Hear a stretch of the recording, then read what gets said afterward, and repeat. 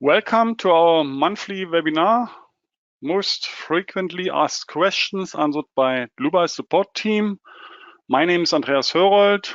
I'm responsible for marketing and public relations in the company Dlubal Software. For instance, the Dlubal website, the German and English webinars, newsletters, and so on. I will be the moderator and presenter today.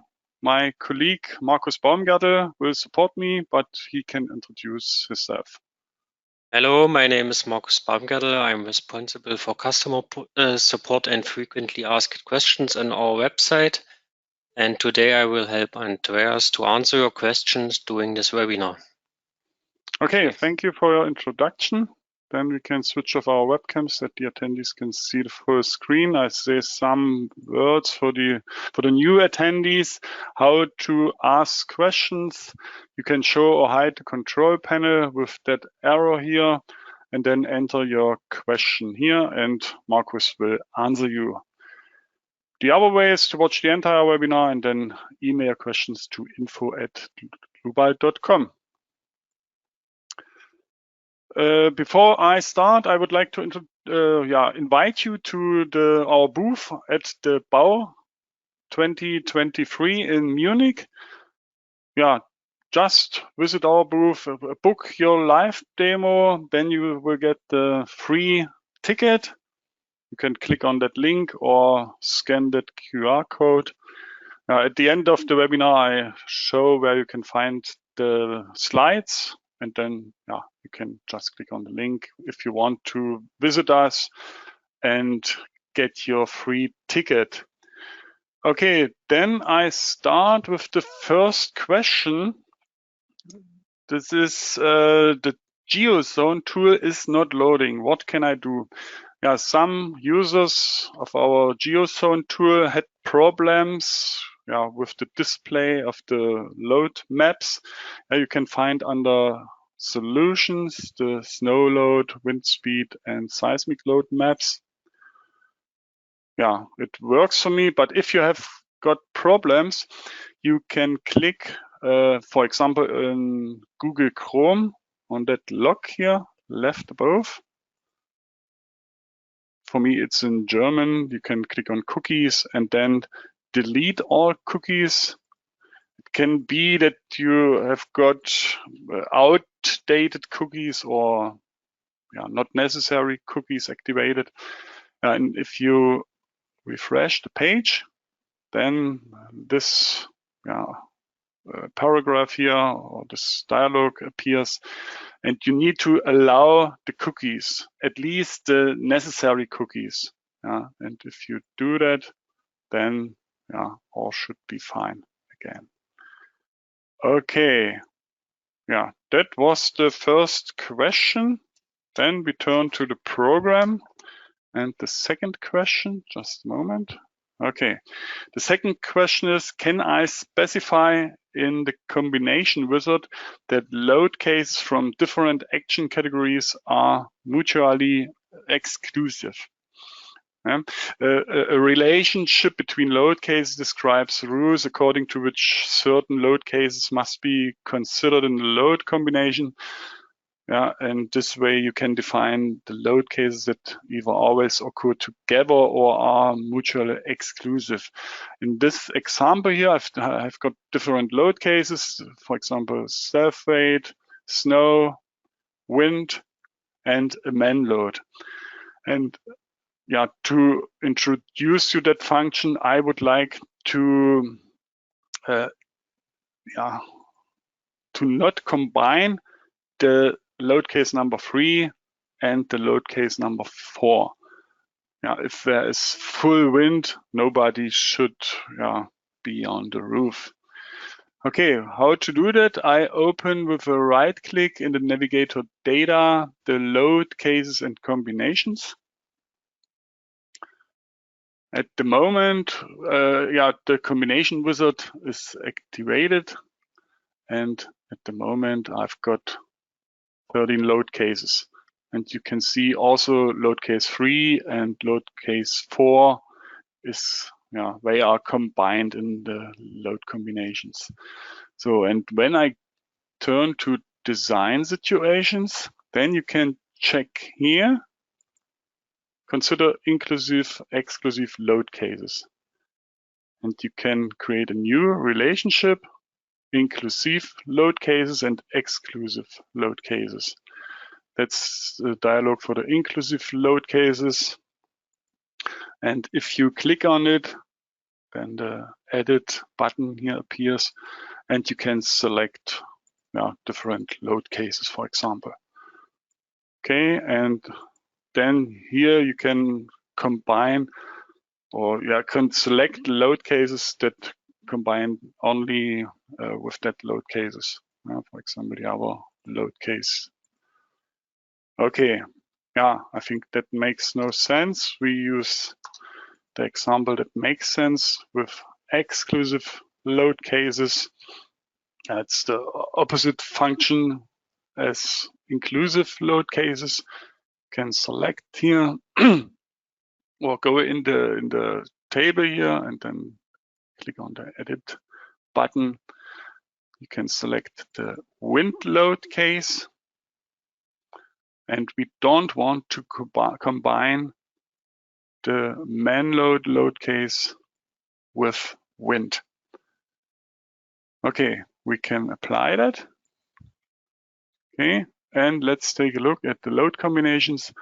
Now we have only 8 combinations, and the combination or the load case 3 and the load case 4 are not combined anymore. Okay, I can leave the dialog and close that model. And we turn to the next question. That's the right example. And the question is, I'm trying to design a laterally supported member. Unfortunately, the results I get are completely implausible. What could be the cause of this? Imagine we want to define laterally supports in the third points here. That's a 50-meter long beam, and after 5 meter and after 10 meter in the third points, we would like to define such supports. How to do that? I double click on the beam. Then the design properties are checked here for the steel design. Then I turn to the design types and in the dialog effective lengths. Create new effective lengths. So then under nodal supports and effective lengths, I can activate intermediate nodes and insert rows. I insert 2 rows and define fixed in Y direction, in direction of the weak axis. Okay, let's run the steel design. So, okay, as you can see, it's overloaded, and you can see on the mode shape that the girder isn't supported in the third points. And the mistake was that, it's not a mistake, but the program needs nodes in the third points. If I click on it again and go to the design types, maybe you saw it already. There are no node numbers here, and that's the reason why it doesn't work. Okay. So let's define these nodes. I select the beam, or I right click on the beam. Then under members, I find the function divide members. I click on n intermediate nodes, define 2 intermediate nodes, and I check the option create on member nodes without dividing member. I could also uncheck this, then the member would be divided, but then you had to create a set of member. I would like to avoid that, but it would be also possible. Okay, so two nodes are created in the field points, and yeah, the member isn't divided. I double click on it, go again to the design types and use the edit button. And then you can see the program detects automatically the nodes and assigned the fixed function in X direction to the nodes. Okay. And in the preview graphic, you can see the supports, the laterally supports. Okay, let's run the steel design again.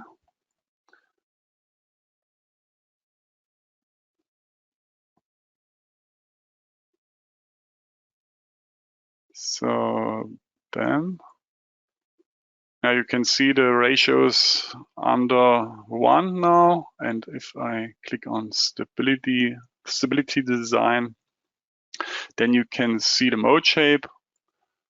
I edit the factor. So, and then you can see that it is supported in the third points, a completely different mode shape and a different design, stability design. Okay, then we turn to the next model or next models. The question is, or that's not a question of the last month, but of the last month. Can I transfer the support forces from one model to another model as loads? So let me prepare the window. I tile it horizontally. I've created two models. That's the model floor 3, and under floor 3 is floor 4 and another model. Yeah, you could design it in one model, but sometimes it's necessary or you would like to design it in different models. And then it's possible now to transfer or to apply the support reaction from that model as load on this model. Yeah, and I can show you, or I describe or explain it on two examples. You can see already here's a support reaction of 206 kilonewton, and here a support nodal load 206. Here 101, and this nodal load is missing on the node number 17. We have got 160 kilonewton as support reaction, and we would like to apply that in that node. How to do that? I create a new load, new nodal load, left above. So, and then I check from support reaction. Then a new dialog is available now. I have to select the model. So I have different models in that folder. I select the floor 3. Now, I can say it's absolutely necessary that both models are in the same Dlubal center folder. That's absolutely necessary. Otherwise, the link between the two models will not work. So floor 3, that load case, node number. Okay. That's why I displayed the nodal numbers. We have to select the nodal number 17. Okay, and the load should be in Z direction. Also, as the transfer of horizontal load, as you can see, is also possible. Okay. So, and I select the node. And yeah, where are still question marks visible because we have to calculate the model. So, but before we do that, I would like to assign a line load. So on that line, I can rotate also this model here. Okay. Yeah. So, okay. This support reaction from line number 22 should act as line load on the line number 2. So we create a new line load. We activate the function from support reaction. I can choose a load distribution with varying uniform. I leave it varying. Then in the dialog from support reaction, I have to choose the model fluor free, load case number 1, line number 22, and in Z direction should the load act. Okay, I have to select the line. That's all. And now we have to calculate all. Yeah, this is the first expansion stage of the function. Yeah, and it has been released with the current version. So as you can see, here are 89 kilonewton per meter, and here 89 kilonewton per meter as load. Okay. Then the nodal, the support reaction was 116 and 116 here in that node. Okay, yeah, that should be all. Yeah, do I forget to mention anything? Yeah, as I mentioned, the feature is in the first stage, and there will be another variant soon in which several elements and several load cases can be linked together at the same time. Yeah, just try it. Also with the downloaded models, you can download the models from our website. I will show at the end of the webinar where you can find the models.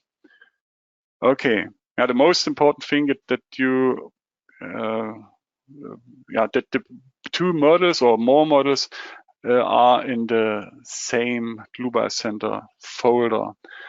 And then you should, at first step, you should use the function save as, and then all should be linked. Okay, then I close that model.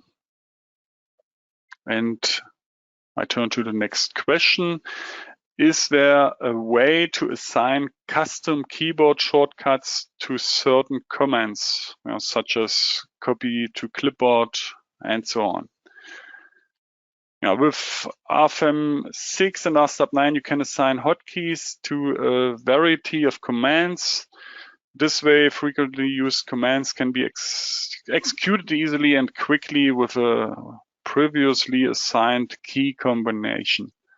Now you can do that also for the mouse. If the mouse has other buttons beside the left button, the right button, and the middle button, you can also assign a shortcut to these other keys. I would like to show the shortcut for the keyboard. You can do a right click on the toolbar. Then you can see the customize menus and toolbars function, or under options, you can also find this function. So if you open it, there are already shortcuts defined, and I would like to show it on an example. We would like to create a shortcut for print graphics to PDF. I double click on it, and then I press the CLT button and D. Okay, then set, and I leave the dialog, and if I click CLT and D, then the PDF print should be opened. Yeah, okay. And if I click on OK, then I can print the graphic. Okay. Then we turn to the next question. I have to open another model. The question is, are the manufacturer database for CLT also included in the multi-layer surface add-on? Now, I would like to show that on a model of a previous webinar. And under thicknesses are layers defined.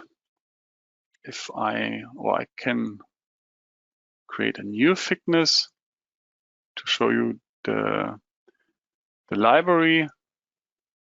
So I have to define a material, and then no, that's not right. I have to define or assign a thickness type, layers. Okay, that's better. Then I click on layers, and you can find the library here, the book button. Click on it, and you can see all the manufacturers here. Binderholz, KLH, and so on. Now I can select any layer combination here, and it will be imported. Okay, that's all to that question. Yeah, we extend this library from time to time or continuously. I think this week will be another manufacturer integrated. Okay, then we turn to the last question for today. The last question is, can I import models from Revit 2023? Yes, an interface to Revit 2023 has recently been released. To use the interface in Revit, the add-on for the export or import must first be installed.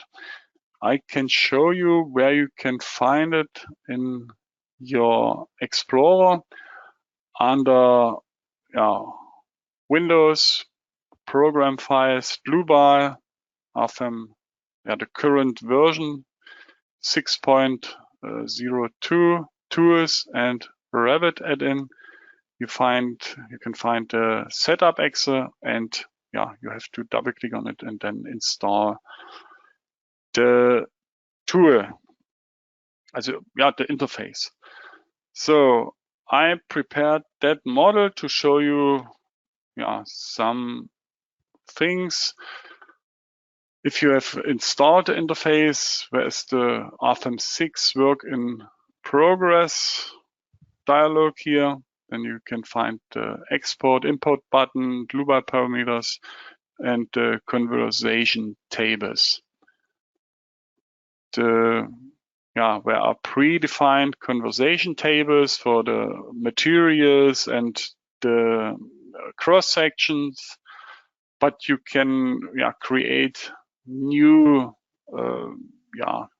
definitions for you have to enter the name in RFM for the cross section or for the material here, and the name in RFEM here. Okay. So yeah, before the export, we recommend creating an analytical model from the physical model. That's the physical model.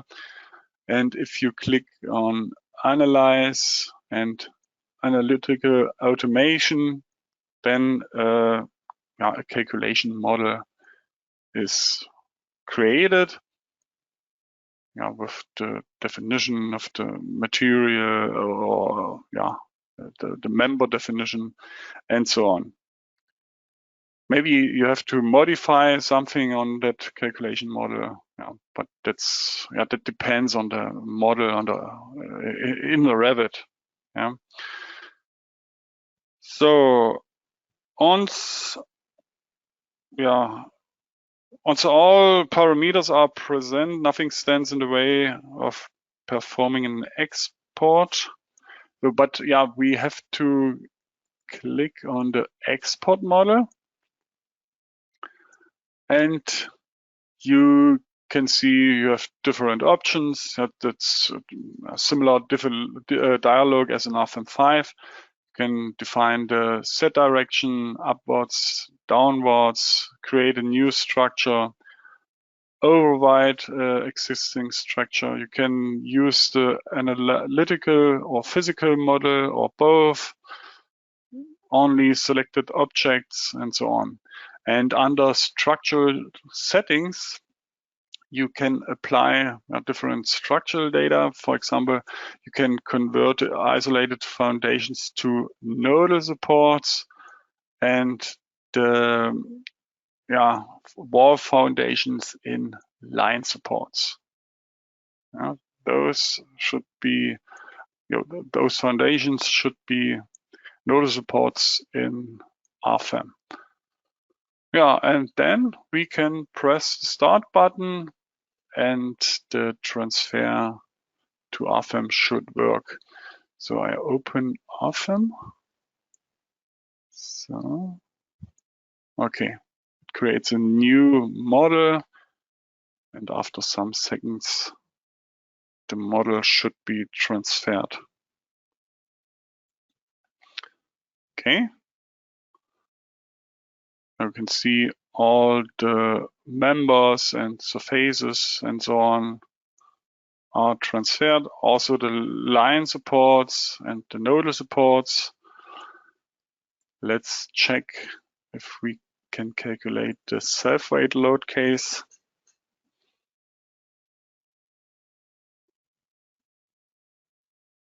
Okay, that works. All was transferred fine. Yeah, an important note: if the export fails, it may be because web service has not been activated in RFEM. I can show you where to do that. Under options, you can find the program options. And when you scroll down, where is the web service? This button or this checkbox isn't activated by default. Then you have to check this. When you use the Revit interface or the other interfaces, the web service is for free. Okay. Yeah, that was the last question for today. Before I leave the webinar, I would like to show you the website where you can find the models and the recording. But before I do that, for these attendees who came later, if you want to visit the BAU and our booth, just book your live demo and get your free ticket.